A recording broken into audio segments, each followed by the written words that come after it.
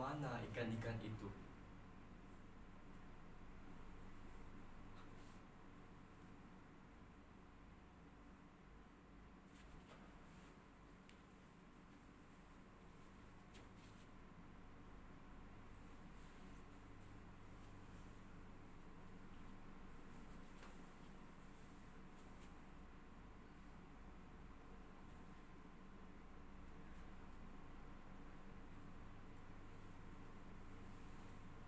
Sudah kukatakan berulang kali kepada mereka, para warga-warga di pinggiran sungai Batanghari itu, tidak usah membuang sampah sembarangan lagi. Tidak usah mengganggu ikan-ikan di sana. Hidup ini sudah keruh. Maka jangan membuat sungai Batanghari menjadi lebih keruh. Ada peradaban yang harus dijaga. Dan ada tradisi yang mengalir pada airnya itu.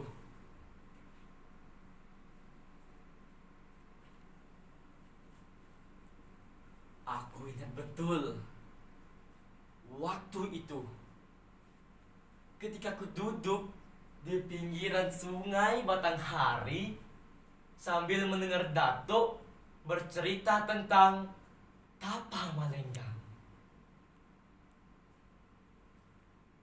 Kuperhatikan dengan serius bagaimana tradisi itu sangat viral pada masanya.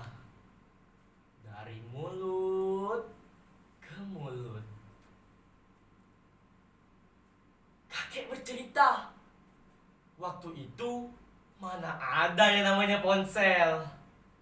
Mana ada yang namanya media sosial. Tapi meski begitu, tradisi itu bisa membuat masyarakat terhibur dari kejenuhannya. Kakek juga bercerita, meski Tapa Malenggang merupakan sebuah mitos, barangkali cerita itu benar adanya di Sungai Batanghari dan di hati masyarakat. Kakek juga selalu menyuruhku untuk menjaga sungai dan tidak membuang sampah sembarangan ke sungai.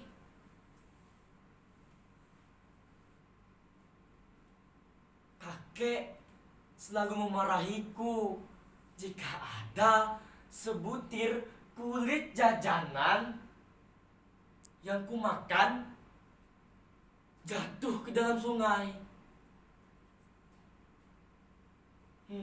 Suara marahnya tidak menyeramkan kok, tapi cukup untuk membuatku sadar dan sangat takut untuk membuang sampah ke sungai.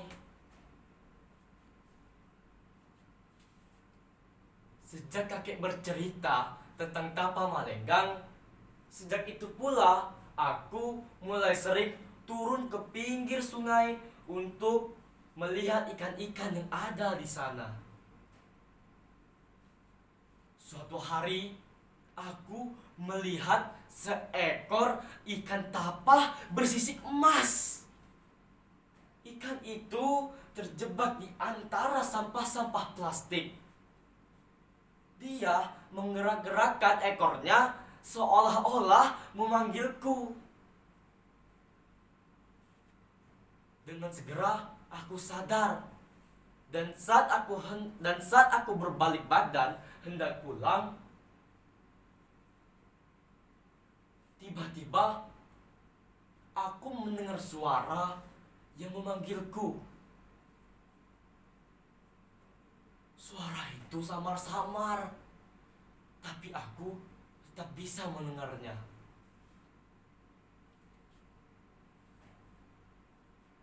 Jangan pergi dulu, Maukah kau mendengar ceritaku sebentar saja, Novi? Lantas, aku terkejut.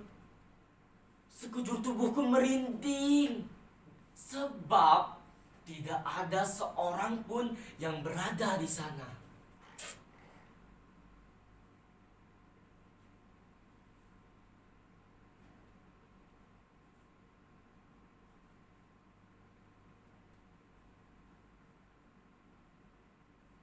Aku mencari asal suara itu di belakang tubuhku, tapi tidak ada. Aku mencari asal suara itu di setiap sudut-sudut sungai, tapi tidak ada. Namun, ketika kulihat ke pinggiran sungai,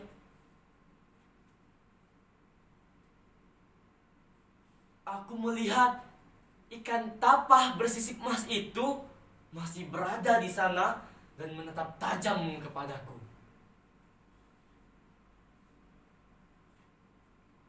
Aku yang bicara padamu.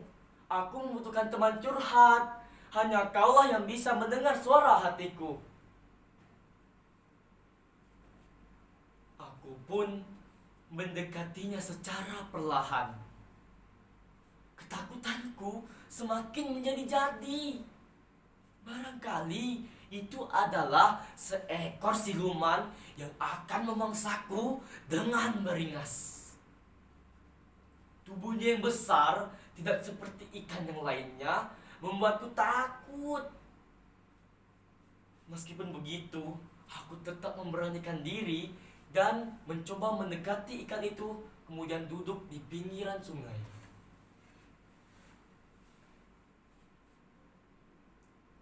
Aku sangat kesal dengan ulah manusia-manusia yang selalu membuang sampah ke dalam sungai ini. Sampah-sampah itu membuat teman-teman ikanku terjebak. Dan bahkan ada beberapa yang sakit karena berenang di air yang keruh. Maukah kau membantuku?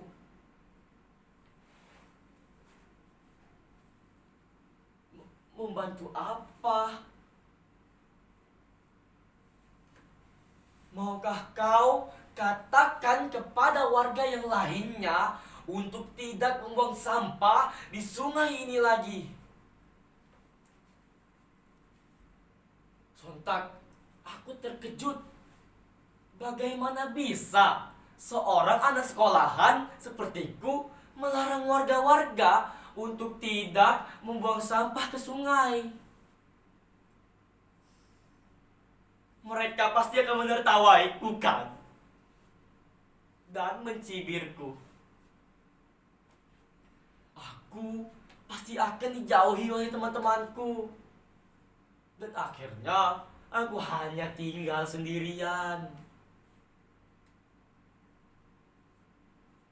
Tapi di satu sisi aku sangat ingin membantu ikan tapah itu untuk melarang warga-warga membuang sampah ke sungai, agar sungai Batanghari tidak tercemar lagi. Dengan suara sedikit samar, aku sanggupi permintaan dari ikan tapah itu. Baiklah ikan tapah, akan kulakukan esok hari.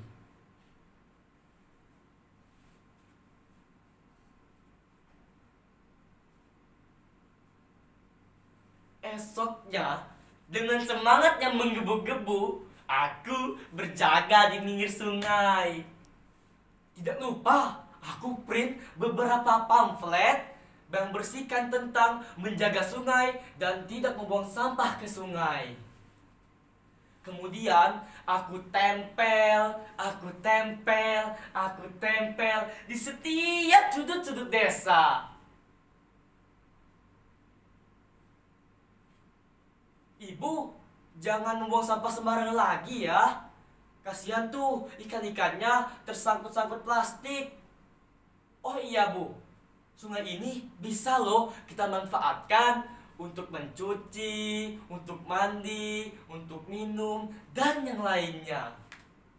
Bayangkan loh Bu, ketika airnya ini jernih dan biru, pasti akan lebih elok dipandang kan? Aku sangat yakin semua kerja kerasku akan terbayar tuntas. Mereka tidak akan membuang sampah ke sungai lagi. Ikan-ikan tidak akan kesakitan lagi. Masyarakat bisa manfaatkan Sungai Batanghari ini untuk banyak hal. Aku tidak sabar untuk menceritakannya kepada ikan tapah bersisik emas itu. Aku pun berlari menuju pinggir sungai untuk menemui ikan tapah emas itu.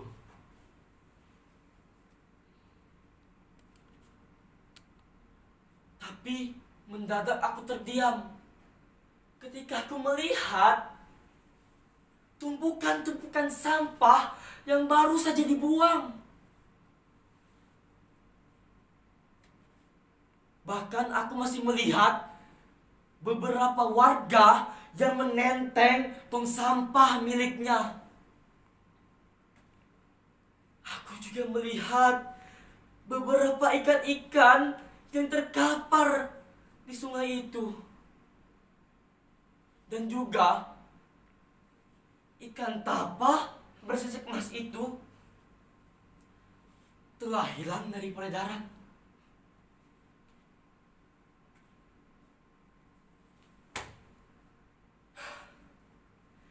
Aku sangat kecewa. Aku sangat kecewa. Padahal sudah berulang kali kukatakan kepada mereka untuk tidak membuang sampah ke sungai ini. Barusan juga aku bermimpi bertemu ikan tapah bersisik emas. Aku mendekatinya, tapi dia semakin menjauh dariku. Tiba-tiba ikan itu mengeluarkan cahaya yang menyilaukanku. Kemudian badai datang secara perlahan. Aku terbawa derasnya ombak, terombang-ambing. Warga-warga berbondong-bondong meninggalkan desa. Rumah-rumah hancur, perahu-perahu rusak, desa sudah tenggelam, semua sudah selesai.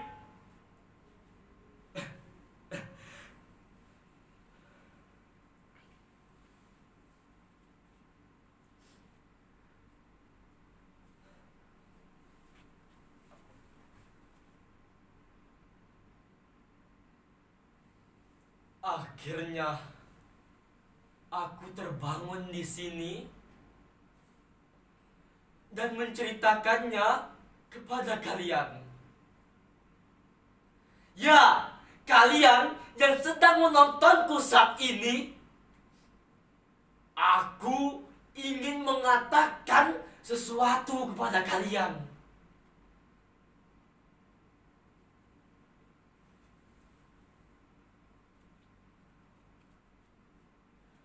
Cintailah alam. Jangan membuang sampah sembarangan, termasuk ke Sungai Batanghari atau dimanapun itu. Karena jika kita membuang sampah sembarangan,